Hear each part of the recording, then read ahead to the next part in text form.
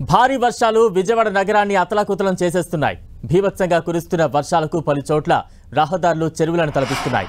Vijayawada bus stand పరిసర ప్రాంతాలు పూర్తిగా నీట మునిగాయి. రోడ్డుపై నడుం లోతు నీరు నిలవడంతో బస్సులు వరదల్లో చిక్కుకున్నాయి. వర్షాలపై మరిన్ని వివరాలు మా ప్రతినిధి విజయ్ చంద్రన్ అందిస్తారు. విజయవాడలో బీభత్సంగా వర్షం కురుస్తా ఉంది. ఈ నేపథ్యంలో విజయవాడ అంతా కూడాను పలు చోట్ల జలదిగ్బంధం కావడం జరిగింది. చాలా చోట్ల ఆర్టీసీ బస్సులు కూడా నీటిలో అటు ఇటు వెళ్లలేక ఆగిపోయిన పరిస్థితి మనం చూస్తా ఉన్నాం. ప్రస్తుతం మనం విజయవాడ బస్ స్టేషన్ సమీపంలో ఉన్నాము. ఇక్కడ చూస్తే కనుక నీళ్లన్నీ కూడాను ఈ రోడ్లో పూర్తిగా నడుములోతు దాకా నీళ్లు నిలబడినటువంటి పరిస్థితి.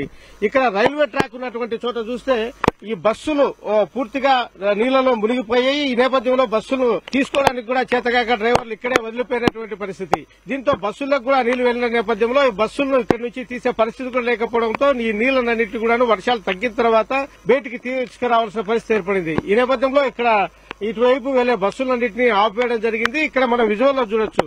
ఇక్కడ 3 బస్సులతో పాటు ఒక ఆయిల్ ట్యాంకర్ కూడా ఇక్కడ ఆగిపోయినటువంటి పరిస్థితి మనం చూస్తా ఉన్నాము.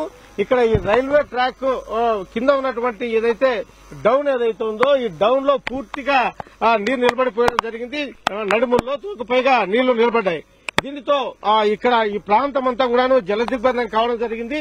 ఆర్టీసీ బస్ స్టాండ్ లోనికి వెళ్లేటువంటి బస్సులన్నింటినీ కూడాను సిటీ బస్ సర్వీసులు అయితేనేమి, తర్వాత ఇతర ప్రాంతాలు వెళ్లే బస్సులన్నింటినీ కూడాను పూర్తిగా ఆపివేయడం జరిగింది. ఇక్కడ మనం విజువల్ చూడొచ్చు. ఇక్కడ రైల్వే ట్రాక్ మీద ఉన్నాము.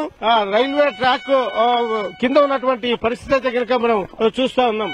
పూర్తి స్థాయిలో జలదిగ్బంధం కావడంతో అధికార యంత్రాంగం అంతా కూడాను ఇక్కడ ఈ లోతట్టు ప్రాంతాలన్నింటినీ కూడాను ఎవరూ వెళ్లకోకుండా చర్యలు తీసుకోవడం జరిగింది.